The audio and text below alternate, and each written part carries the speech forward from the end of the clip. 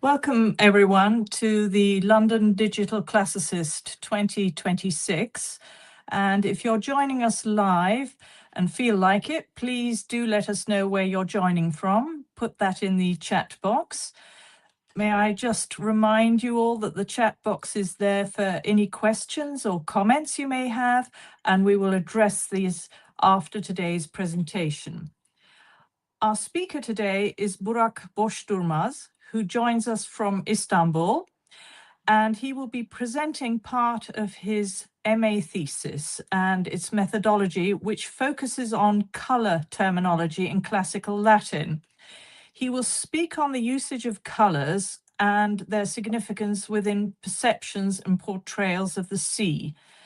Burak is going to present a digital approach to the issue of fluidity of ancient color terms.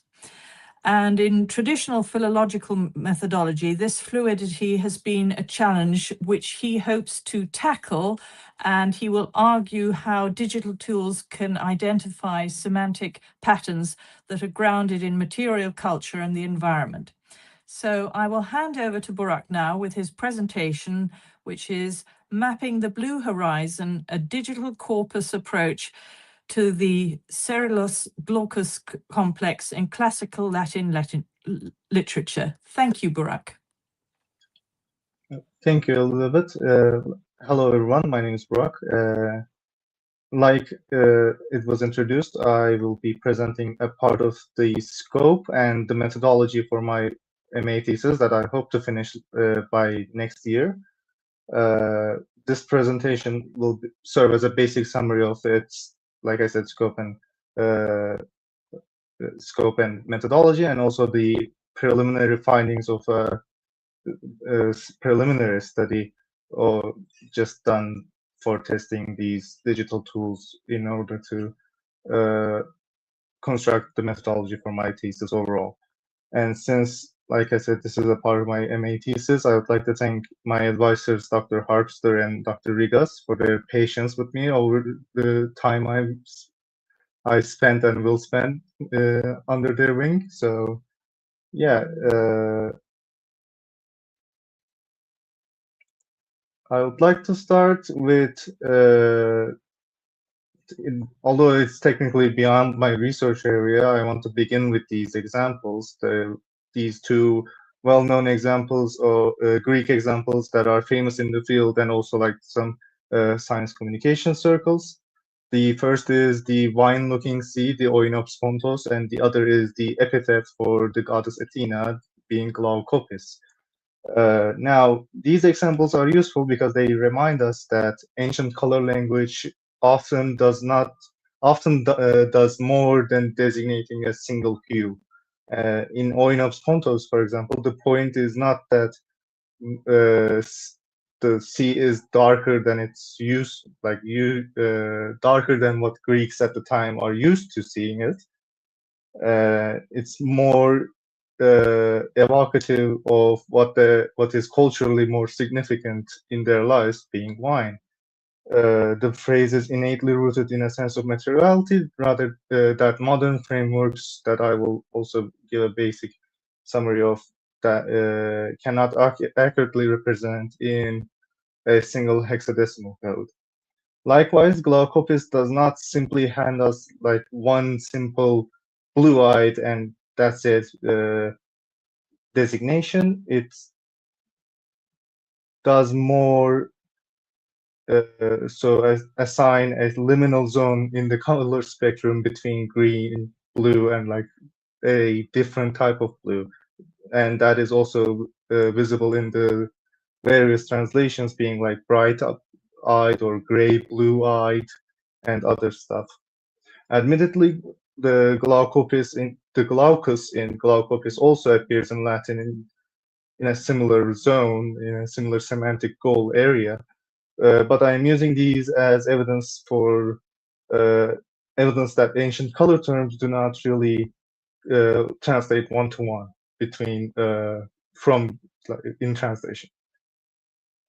They often encode a unique materiality along with the contexts in which they are used, rather than just simple dark blue or bright blue in both cases, respectively. Sorry.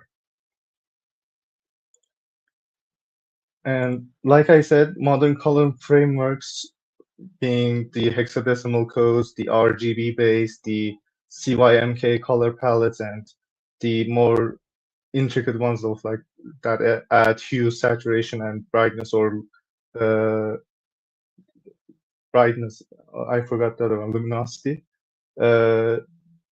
Are very good at separating chromatic appearance of any object or any photo is what any photos into controlled variables that are based on the physiology of the human eye, but ultimately produce silos of colors on a gradient spectrum. And that is a necessary yet ultimately non-comprehensive method for designation, especially for ancient color terms.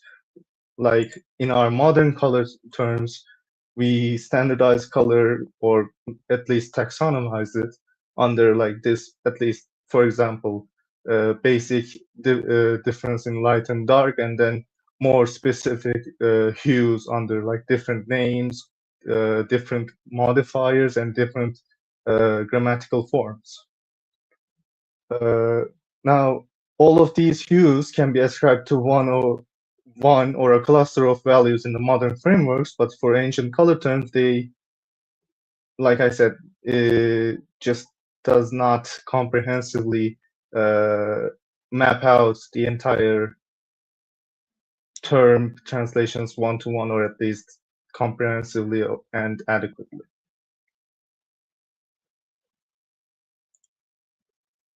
And this problem is also seen at the earlier sources that try to map out like dictionaries and early academic works that try to handle ancient color terminology by creating rough translations. They often group Latin terms under with admittedly with the same methodology, or at least partly the same methodology that I'm using, by looking at their reference and just cross-checking the color of the actual referent as in the material itself under one color group that is either deliberately or just for some reason or another under one color category of like various color terms for red and blue under just red or blue, with like annotations of this term might how do we say this? This term might indicate a bit of more brightness than the other ones, or some other amendments. By all means, what I'm trying to say is not that this map is wrong. It is serviceable, but it's serviceable and not inaccurate at the end, but they are necessary for classification in the modern sense. But the problem begins when this model becomes the default method for reading ancient colors, and not just and also not including materiality in the translations themselves. And modern color frameworks of like these standard RGBs, RGB color frameworks and such, encourages us to imagine color as something that can be placed in a simple slot. Like, okay, minium would be a brighter red than rubber, okay, and indicum would be more on the greener side, for example. But they are not enough for interpretation.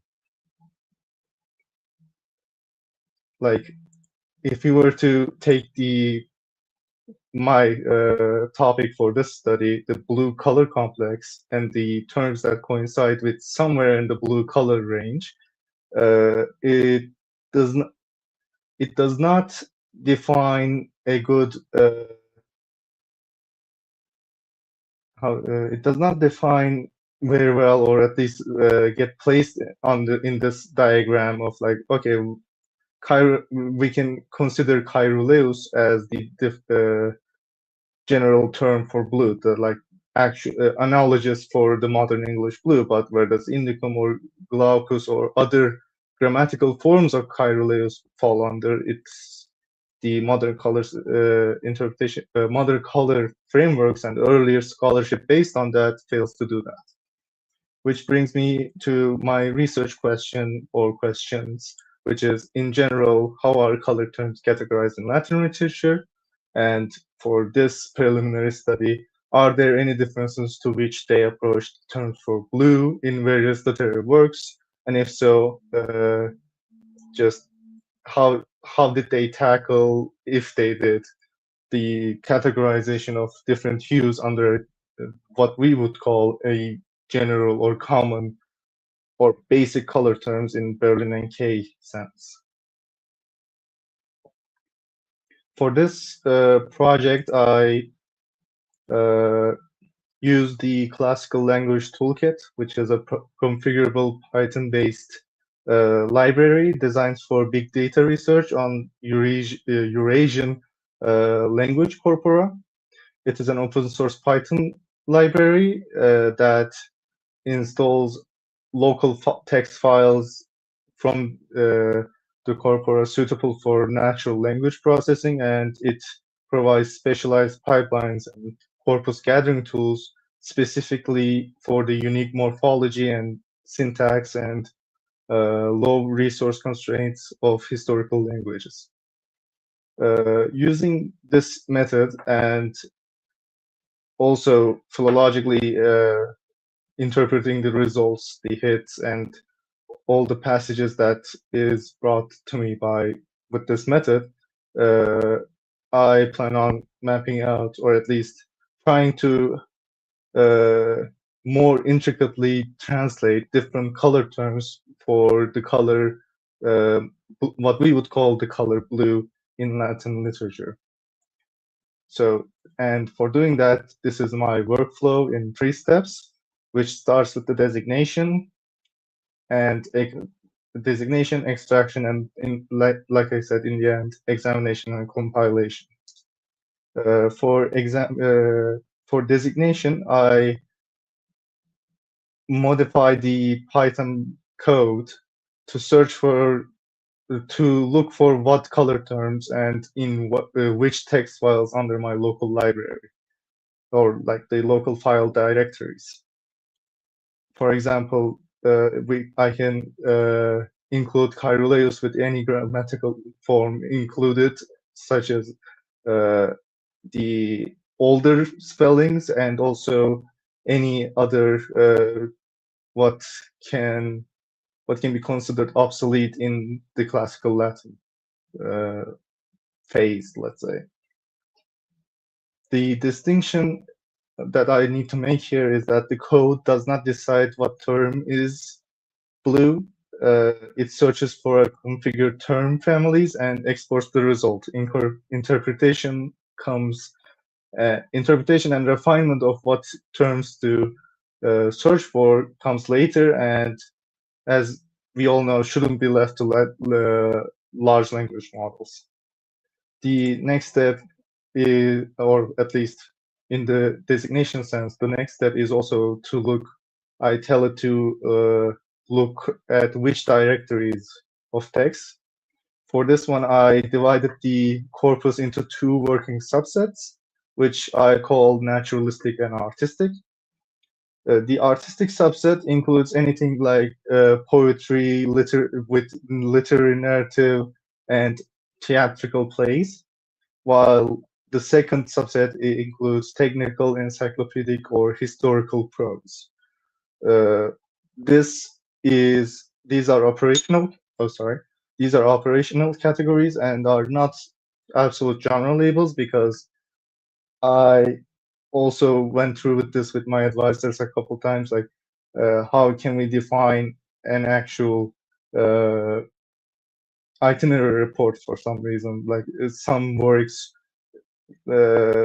straddle the line between being optically accurate or literally accurate to being more artistic or just because the writer decided to use some arts language. So I'm not claiming that every text in the naturalistic subset, for example, behaves like an Encyclopedia Britannica, or that every artistic text has the same nuance as Virgil's Aeneid. The point is to create a working contrast between texts based on them generally having different audiences and the need for information accuracy. The second stage with that in mind is the extraction, which is the raw block of text that I get as raw hits of anything from the artistic and naturalistic subset. Here, I also I also, in a sense, filter down the extra raw hits, because some of the words, just because of language, have coinciding forms that are not color terms. For example, in this slide, you see the naturalistic subset has 4 false positives being just geographical markers that coincide with color terms that I put in.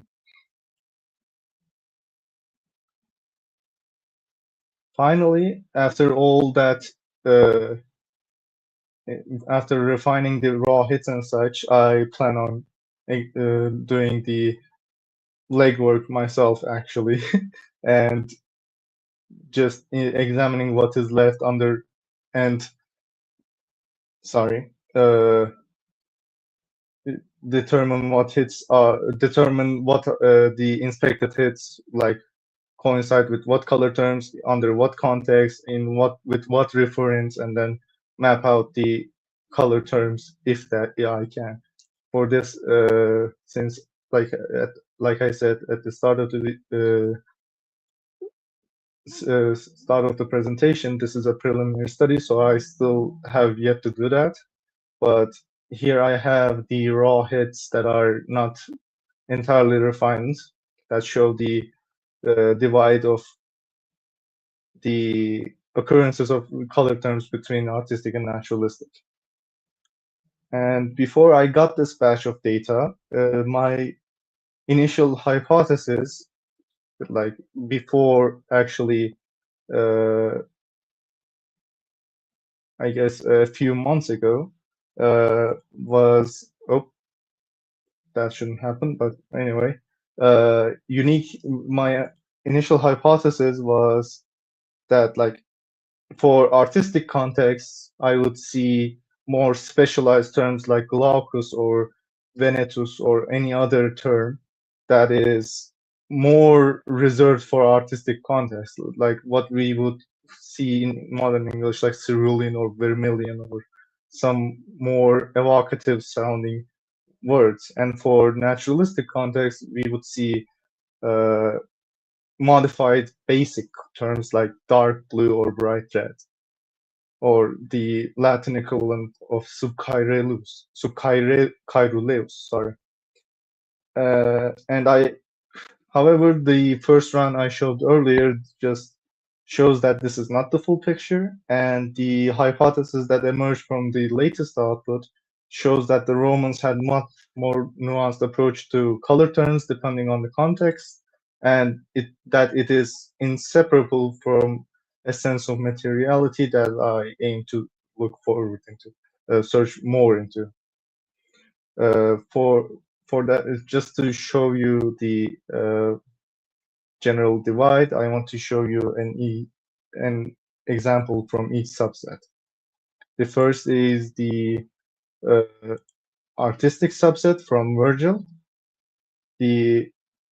For both passages, before I get into translation, the underlined words are the terms that the code outputted as hits.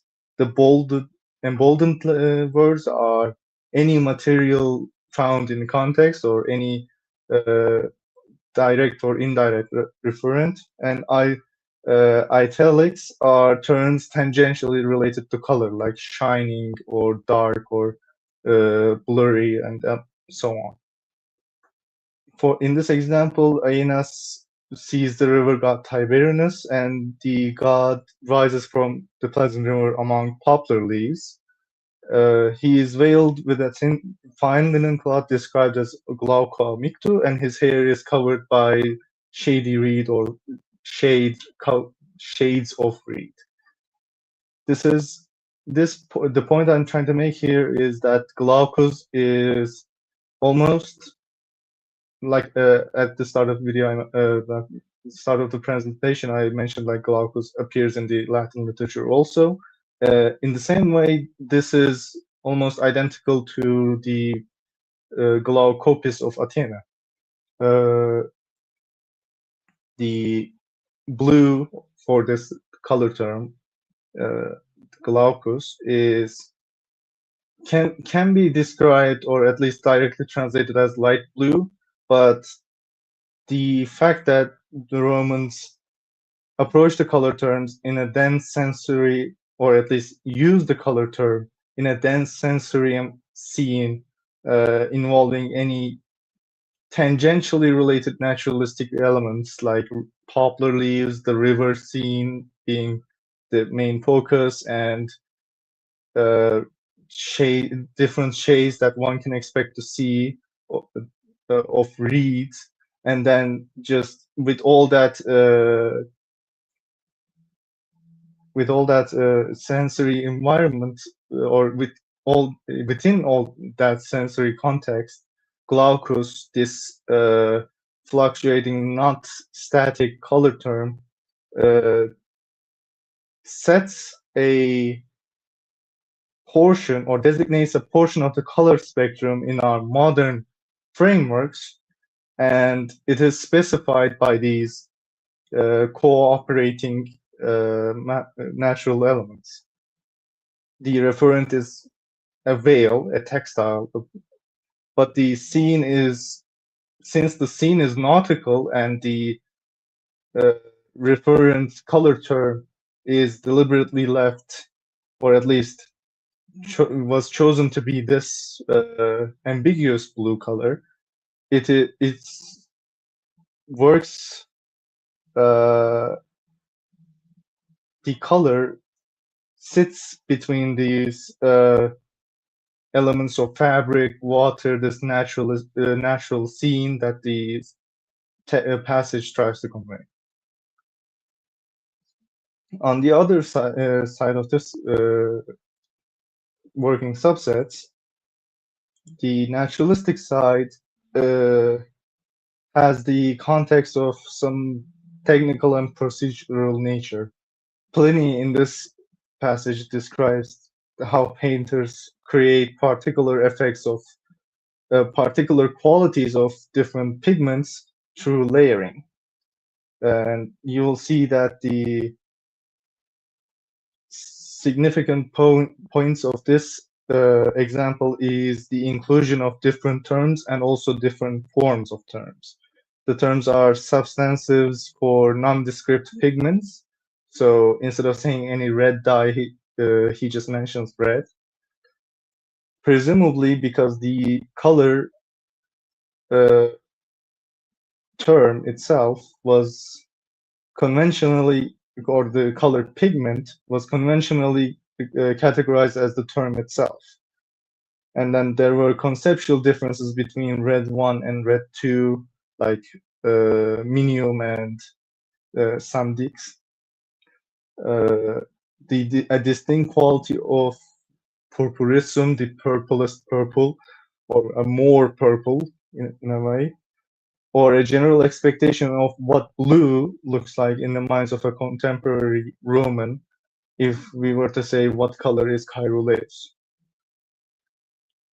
For naturalistic context, the color terms are effectively analogous to our modern English categories, which is what I thought of as my initial hypothesis. But compared to the artistic side, it is clear that the approach to the color terms and also the usage of material materiality in both contexts are inherently different, which leads me to my current hypothesis that I will be using in both. I use in both this preliminary study and also will be using in my MA thesis overall.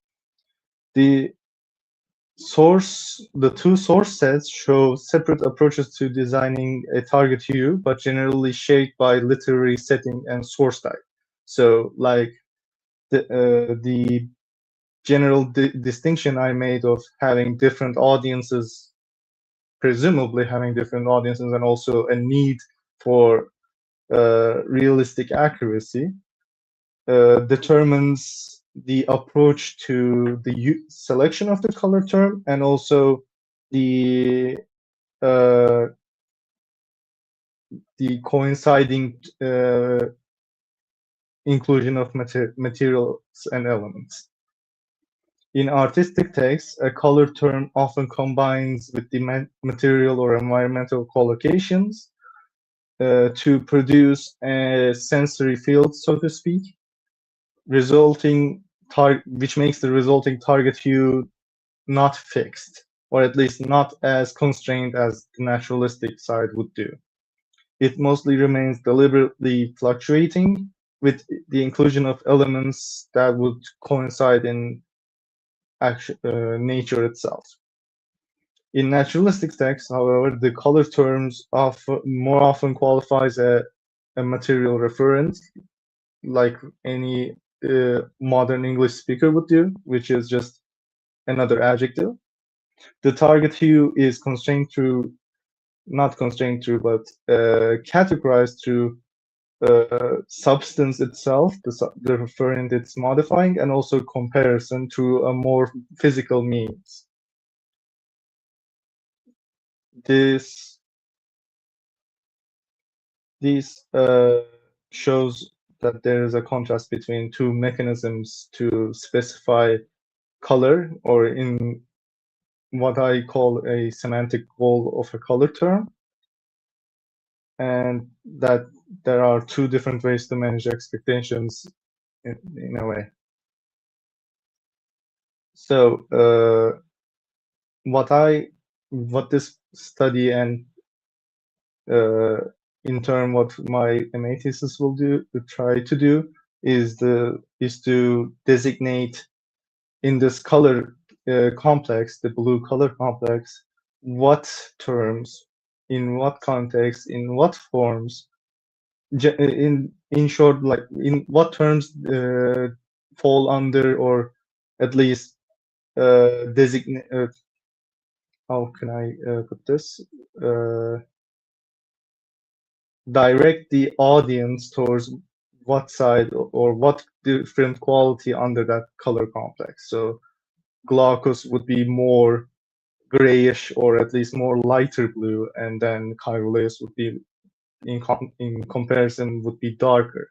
But is there anything that would are there any color terms with shown through literary examples in context with their material referent and all that that falls under, or at least directs the audience's imagination towards a darker blue than what their preconceived notion of caeruleus? And that this distinction shown in on the screen will be the main argument, and also will be the main argument along with other inclusions of comparanda that I will include, that are more stable, attested more in the material culture and also the literature itself, like the army red and the actual records of anything purple. Thank you. And I would greatly appreciate any feedback in terms of presenting the concept of a color, and also how can I formulate this further in my MA thesis. Okay. Yes. Thank you very much, Burak, for sharing your thesis with us, and also how you've used a digital approach to overcome the differences between the modern color silos and ancient color terms. I was particularly fascinated by the fact that you can use egg yolk to change colors.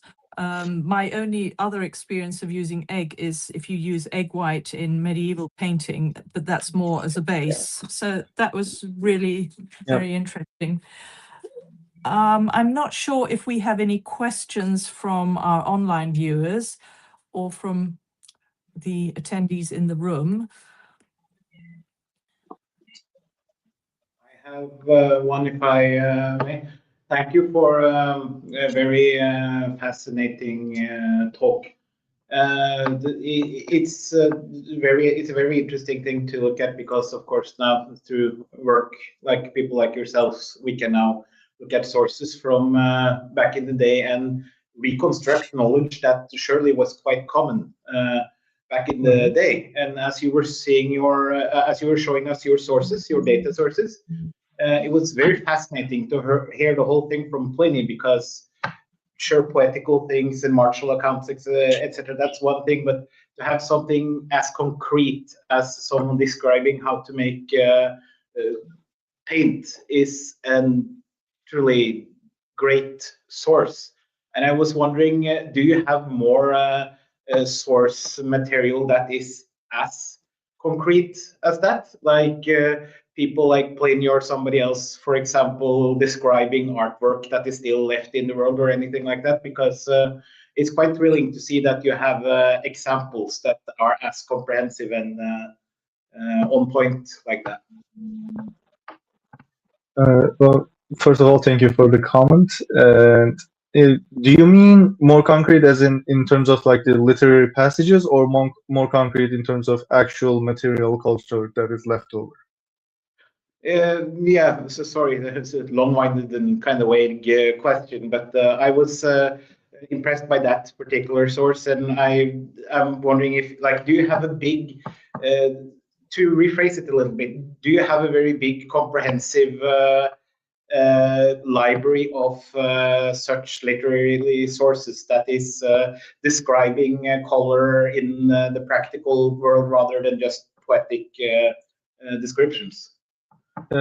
For actual like describing procedures and like other technical manual like literary sources, I believe Pliny and also Vitruvius are like the two most common examples, because I know Vitruvius has a whole chapter on describing paint and color with the terms almost like standardized. And I thought it would be redundant to add another example for each category, so I just stuck with Pliny. But Vitruvius is one of them, and also other earlier works like Cato's De Agricultura is more, how can we say, comprehensive in terms of just talking about mundane stuff, what they would call mundane, but you know, and also the other side of the spectrum, which is like the actual material culture, is something that we're still, or at least I'm still trying to, or we're still discussing with my advisors, because we have a couple ideas of color terms, and or at least color terms that are more attested in a more stable way throughout the literature and also the material culture. Like there is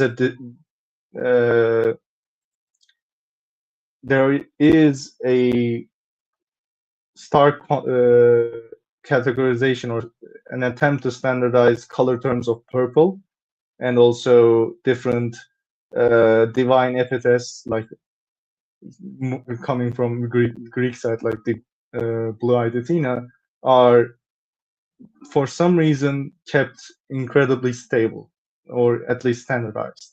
So we're trying to discuss a way to include materiality in that way. Apart from that, like the literary the naturalistic subset has, like, for those procedures that you said, are Vitruvius and Pliny most of the time. Well, thank you. That's truly fascinating.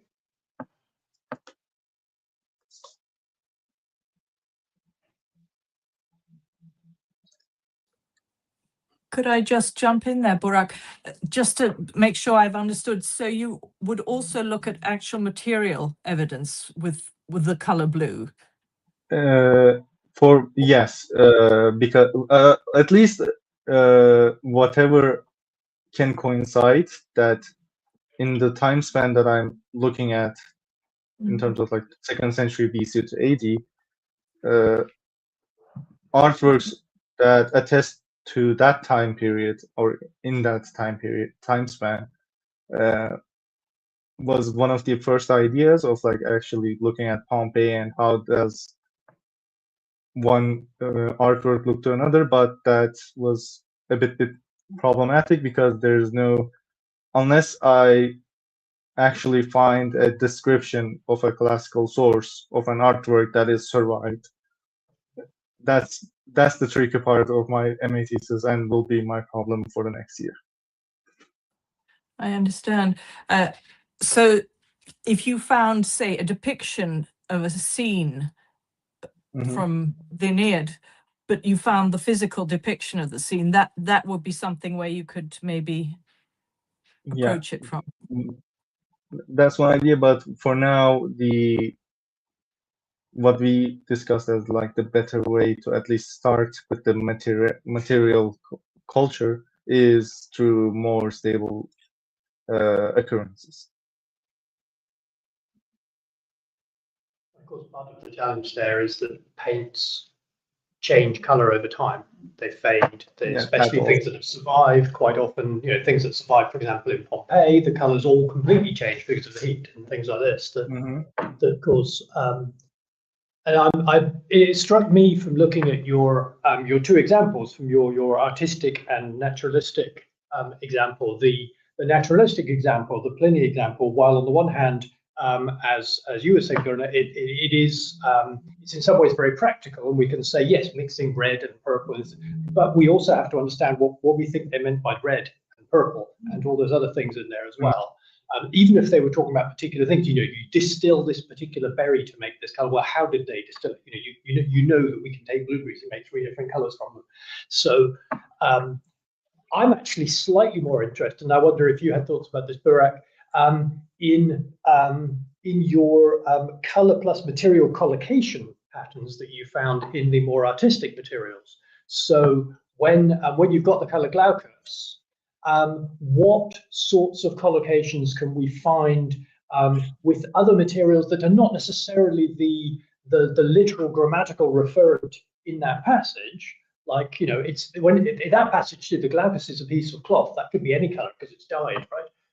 But all the other things in that passage, the sea, the fact that it's a sea god, the fact that it's on his skin, the fact that it's semi-transparent, it's very fine, the fact that there's other things around in the sea, those all add to the connotations of that color. And that I think makes for a really interesting corpus, because that helps us to get a sense of what other things around are that color. And the sea probably hasn't changed color very much, except in the more polluted parts of the world. But those sorts of collocations, those would be really interesting to study and to do clustering of and see what things that appear around the color caeruleus, around the color glaucus, and so forth, change the ancient understanding of those colors and what those colors are doing artistically. Do you have thoughts about that sort of clustering, that sort of topic modeling, those sorts of ways of looking at those words, those collocations? Yeah, thank you for the question. But like you said, I also agree that's fascinating to see, like just including or at least trying to set a scene, so to speak, with saying poplar leaves, a river god is the main character, and these all deliberately ambiguous connotations added with the inclusion of natural elements. what do they mean is actually the research question. But on the other side, also, it is equally fascinating because what do you mean by, or what did they mean by a more purple? Purple. How do you quantify, at least, or how do you compare a purple to itself, in a sense, or with the inclusion of other reds?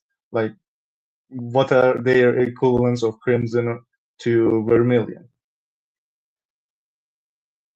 And for that, like, actually just looking, including as I go on with different iterations of the code, color terms by hand is the main crux of this, will be the main hurdle of this project, or at least one of them, because if I left out even one term, it's gonna be invalid in the end.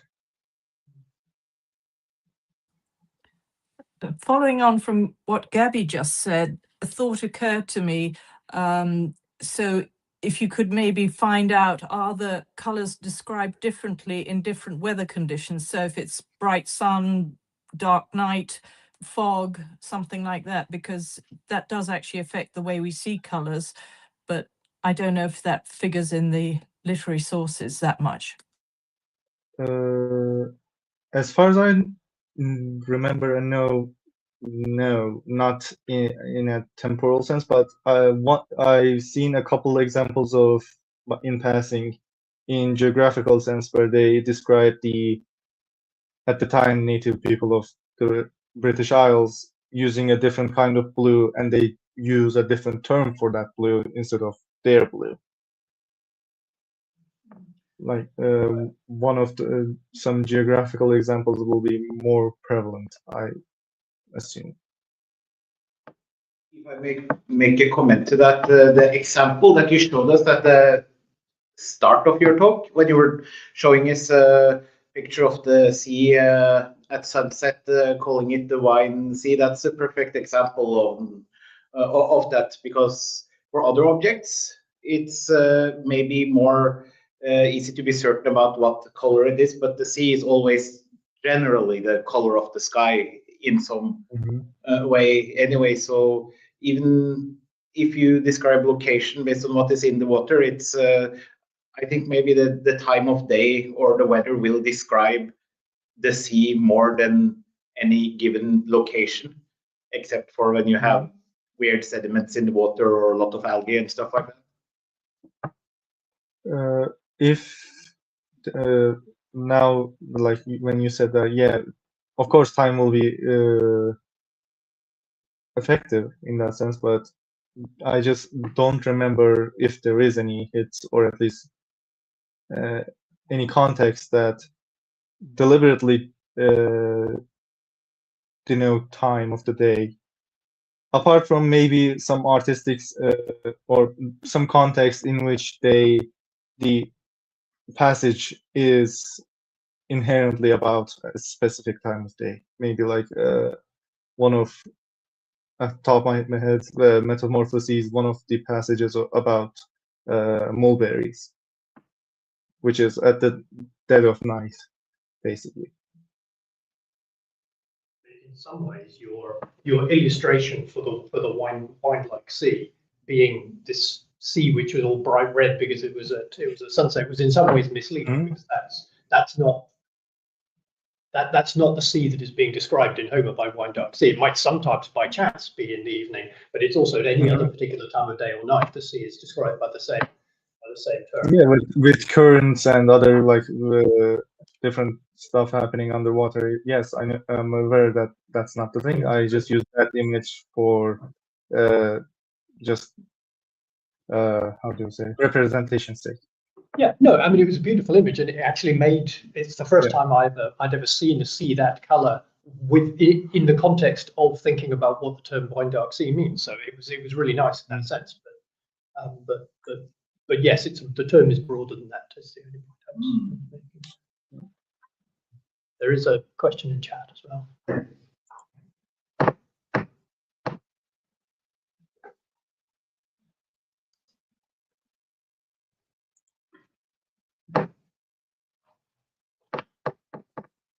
So for the digital part of your process for a work the size of Pliny's natural history, for example, did you have any practical technical difficulties that you had to overcome?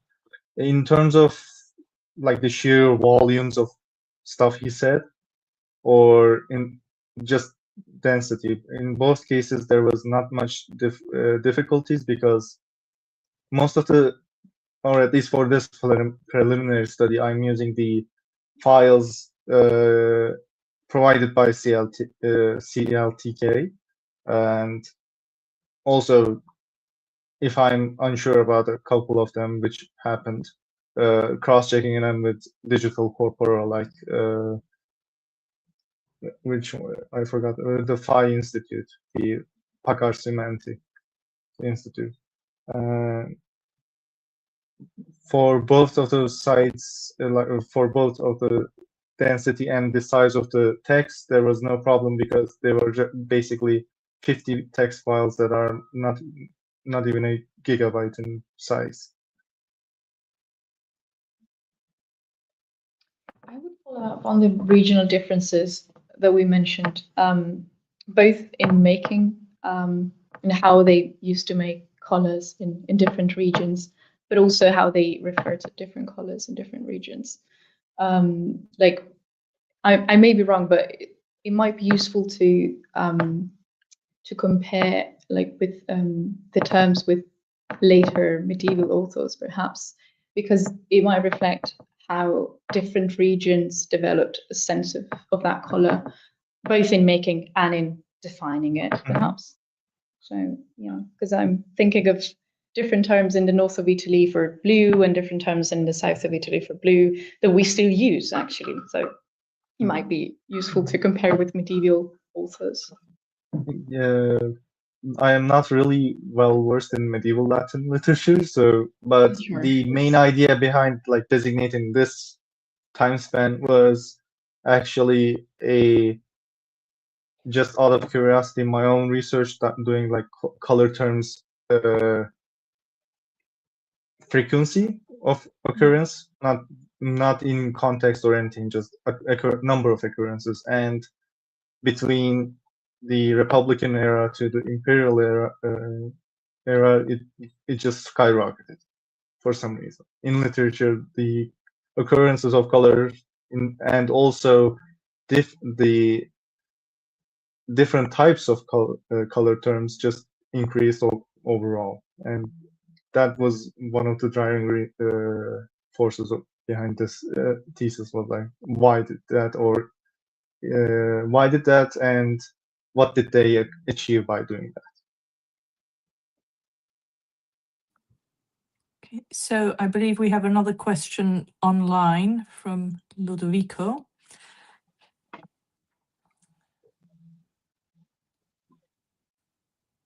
I will leave you to answer that one because I cannot possibly comment on the first bit.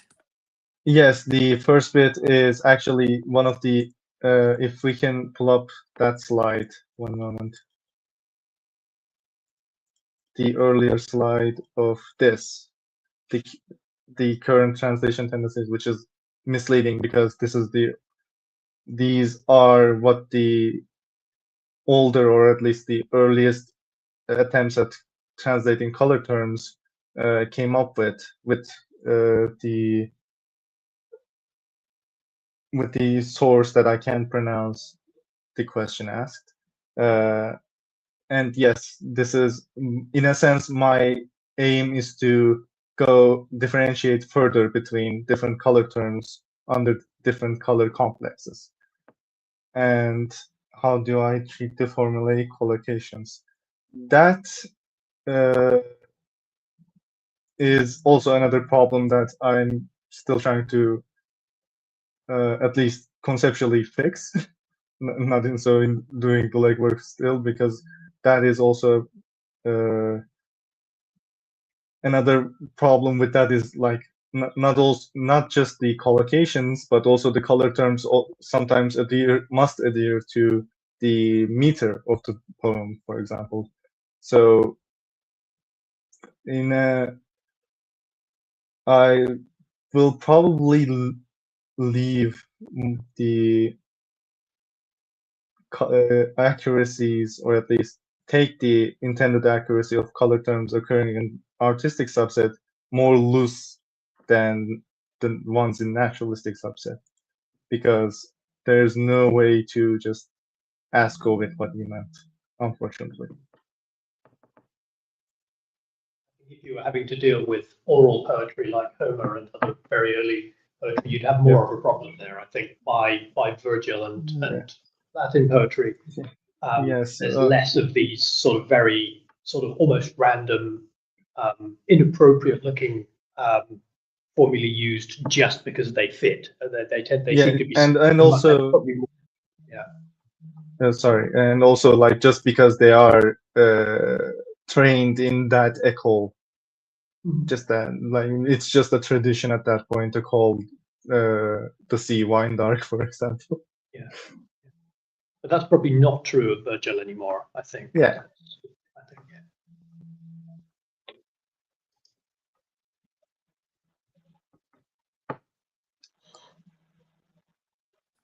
So I don't see any more questions in the chat. Does anybody in the room have any questions they'd like to ask Burak?